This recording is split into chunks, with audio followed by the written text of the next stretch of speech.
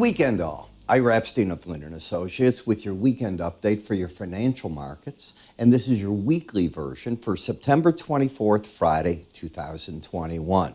Now, the difference here is we're going to look at just the weekly chart, not the daily we normally do.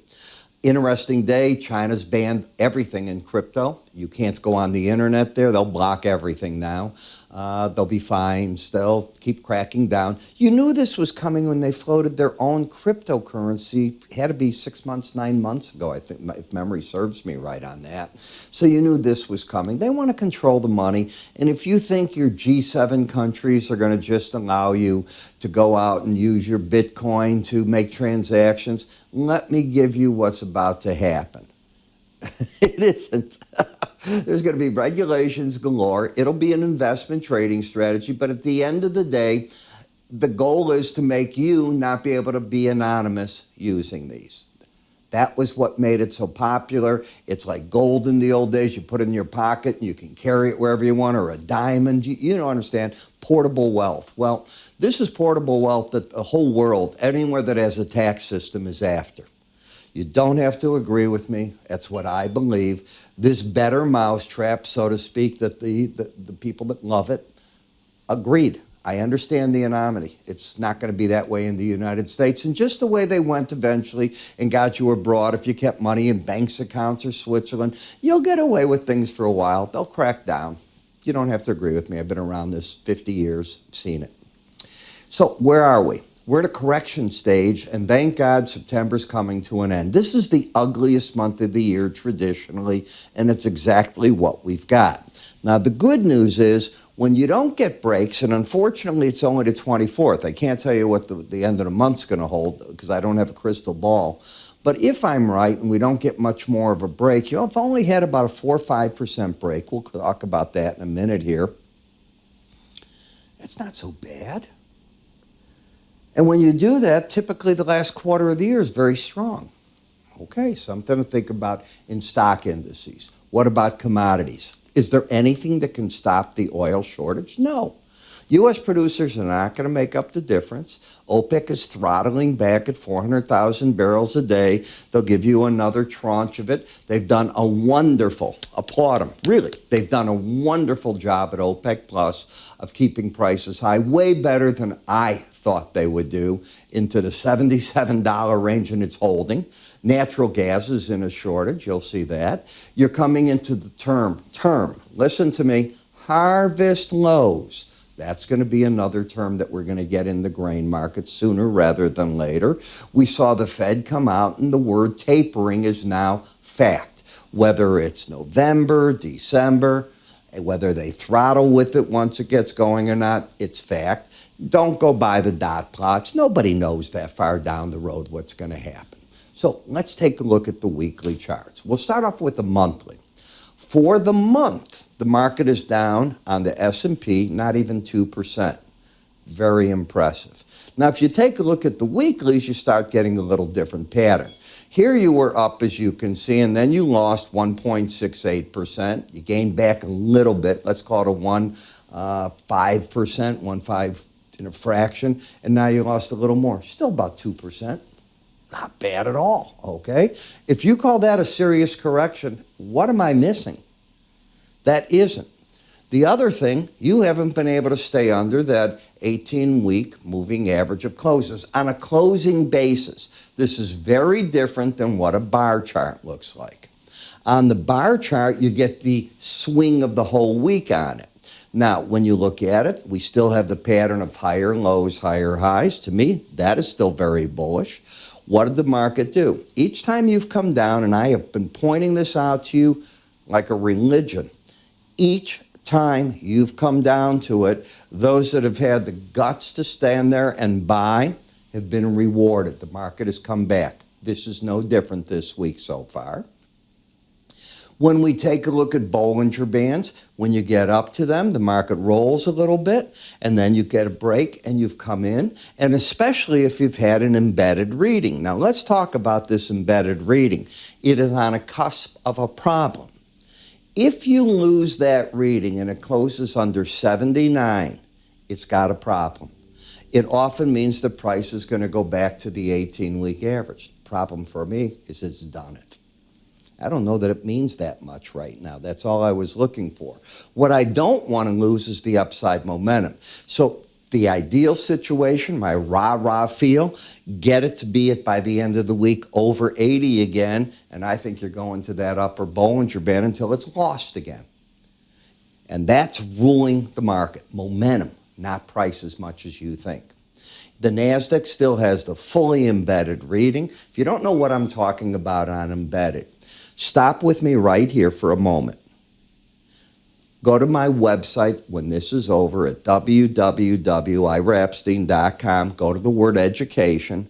Look at the course called Enhanced Bollinger Band Courses. It is totally different than what you think you've learned on Bollinger Bands unless you've taken the course. Everything else here is in my regular charting course, but not this enhancement part. And I'm working on now another course for you, the outside and inside day. You'll love it, what it is, and then we'll get to some more of them. But let's keep going here.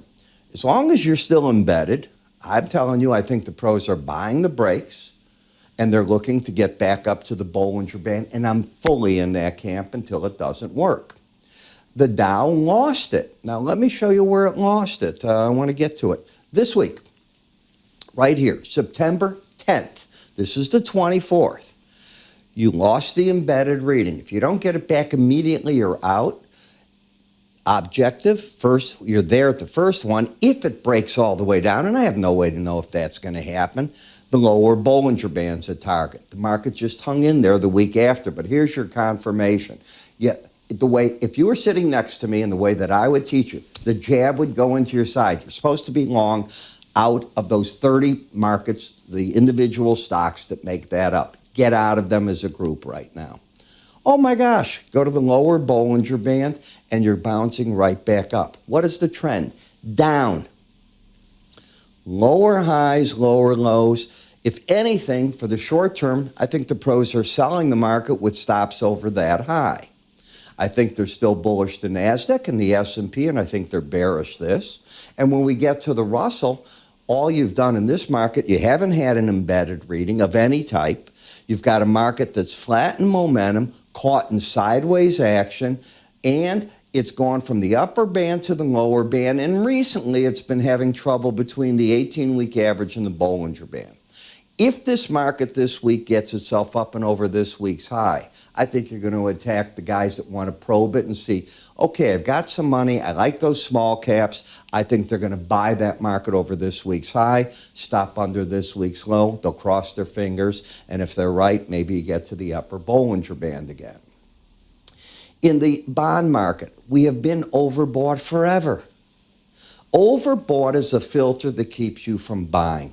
Do you understand? Think of flying an airplane. I used to pilot, and I wasn't a very good one. I want to make that clear, so don't write me about that. I was always the wettest guy in that seat that you ever imagined. I love being in the air and love taking off and flying.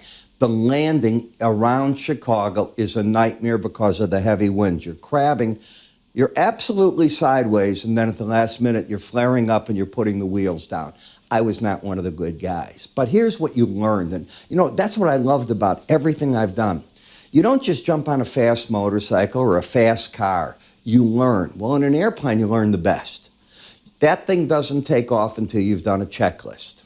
Why are you making a trade until you've done your checklist?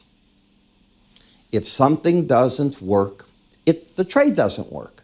You're still going to lose when everything's right, but at least you've got your controls.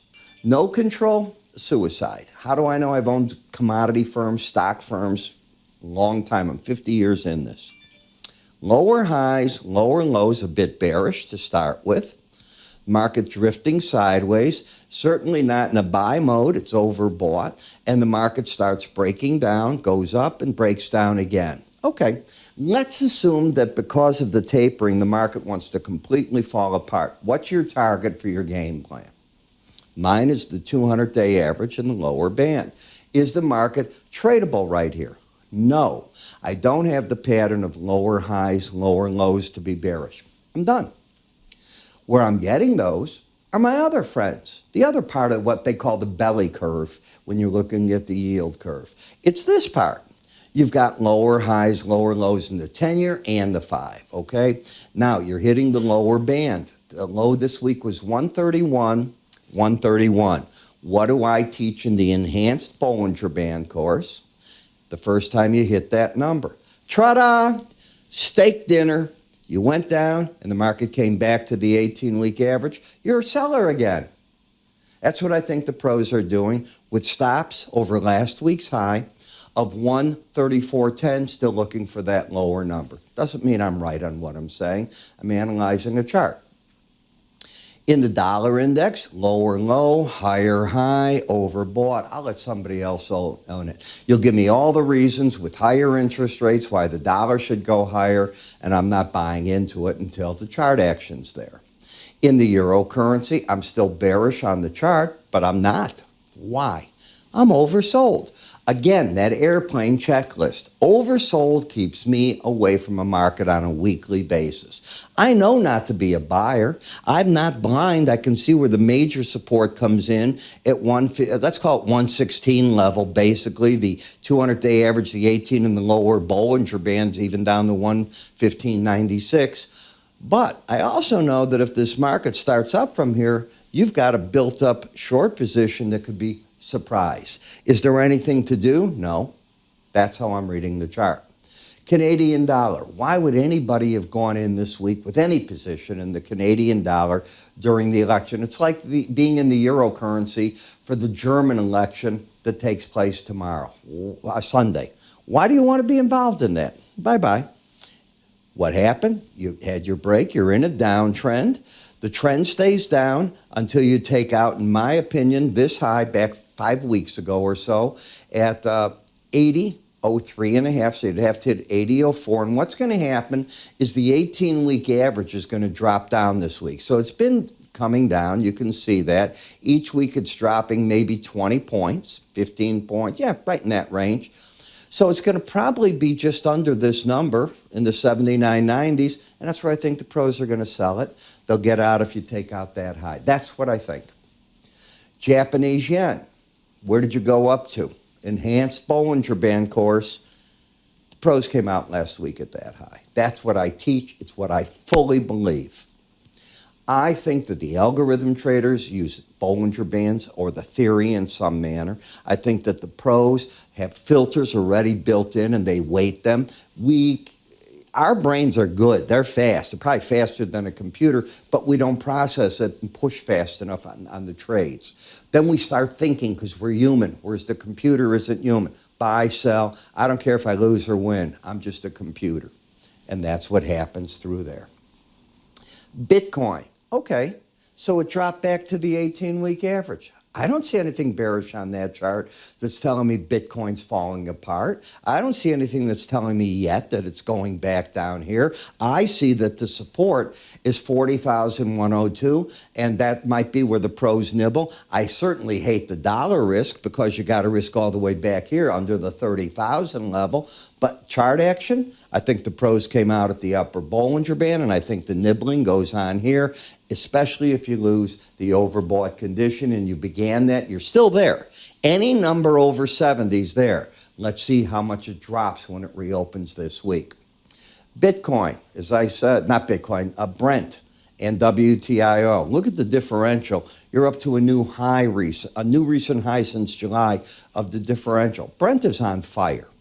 And you see that right here. It's probably going to that upper Bollinger Band in an overbought area. I think the pros, I'm going to say it now, that's where I think they're going to take money off the table. They'll look to replace it if they get away from being overbought or they embed. WTI, not overbought, bullish. I think the pros are buying, and I said it last week against the 18-week average. The stop probably under this low right here, this week's low of 67.56. Target, upper Bollinger Band. I still think that's very much in play at this point. Gasoline, no, I don't like gasoline anymore. I'm going to start putting up heating oil here, but this is the last time we're going to look at it. Why? The driving season's over. Heating season is here. Natural gas demand is here. Let's get those 40s, 30s, and 20 weather coming on, and that's where the game starts. So if you're looking for this, how do you wake up in the morning? I got to ask you, let me tell you how I wake up. I wake up in the morning, the first thing I do, I yawn a little bit and I turn on my TV and I either have Bloomberg or CNBC on. It's one of the two, and I'm looking at the prices, what's going on. Because I trade the general markets more than I do the individual stocks, I rate them this way. I think CNBC is about individual stock plays, options on those stocks. I think that Bloomberg is the commodity market and the general index play. And I think Fox is the politics with the general market, okay? I don't think it's about the individual stocks. So I wake up, I want to see what the news is. What does that look like? I wish there was somebody I could roll out of bed and say, hey, what does the chart look like?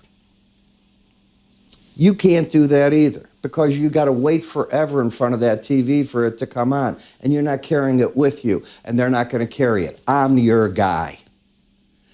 At 5:40 in the morning, I'm recording and reviewing 40-some-odd futures markets for you. I'm telling you, and in those, unlike here, I'm saying buy here, sell there, do this. This is what I want you to do, or do nothing. Then, at 9 in the morning, I'm going to cover over 40 ETFs, spiders, and individual stocks for you.